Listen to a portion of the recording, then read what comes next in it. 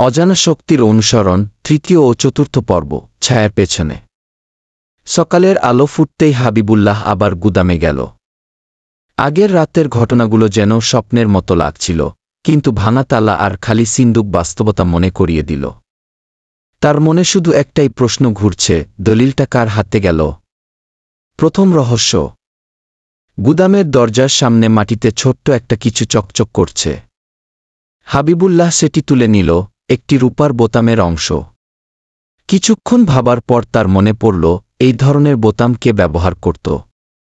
মোবারক master, গ্রামের প্রভাবশালী ব্যক্তি, যিনি আগে হাবিবুল্লাহর দাদার জমির বিষয়ে অনেক ঝামেলা করেছিলেন।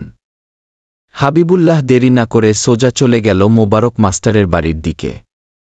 কিন্তু বাড়ির কাছে আসতেই সে দেখল ভেতরে গুঞ্জন চলছে, কিছু মানুষ জমায়েত হয়েছে।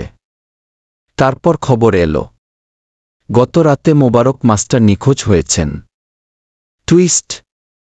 তাহলে কি দলিল চুরি করতে গিয়ে মোবারক মাস্টারের কিছু হয়েছে, নাকি কেউ তাকে সরিয়ে দিয়েছে? এখন হাবিবুল্লাহ কি করবে? পরবর্তী পর্ব, নদীর ধারে রক্ত। চলুন শুনে আসি নদীর ধারের রক্তর রহস্য। অজানা শক্তির অনুসরণ চতুর্থ পর্ব, নদীর ধারে রক্ত। শুরুর দৃশ্য।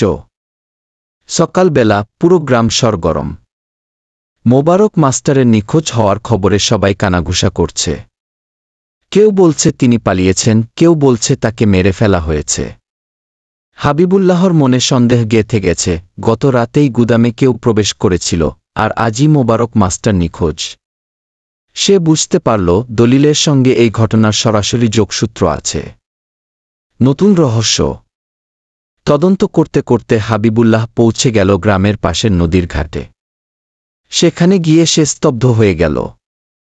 নদীর কাদামাটির মধ্যে রক্তের দাগ, আর কিছুটা দূরে পাওয়া গেল একটা ছেঁড়া জামার অংশ, যার বোতাম হুবহু মোবারক মাস্টারের মতো। টুইস্ট। তাহলে কি মোবারক মাস্টারকে কেউ খুন করেছে, নাকি তিনি কোথাও আহত অবস্থায় পড়ে আছেন? কিন্তু সবচেয়ে বড় প্রশ্ন, তিনি কি দলিল চুরি করেছিলেন নাকি অন্য কেউ? যদি দলিল তার কাছেই থাকত, তবে এখন সেটা কোথায়? হাবিবুল্লাহ বুঝতে পারল এই রহস্য আরও গভীর এবং বিপজ্জনক হয়ে উঠছে। পরবর্তী পর্ব, গুপ্তচিঠির সন্ধান কি? বন্ধুরা, আজকের ভিডিওটি কেমন লাগলো? আশা করি ভালো লেগেছে। আপনারা যদি আমাকে একটু উৎসাহ করেন, তাহলে ধারাবাহিকভাবে আপনাদের সামনে এই অজানা শক্তির অনুসরণ গল্পটি তুলে ধরব ইনশাআল্লাহ। ভিডিওতে একটা লাইক, আপনার সুন্দর একটি মতামত কমেন্টে করুন, আর চ্যানেলটি সাবস্ক্রাইব করে আমাদের সাথে থাকুন। ধন্যবাদ। আজকের মতো এখানেই বিদায় নিচ্ছি।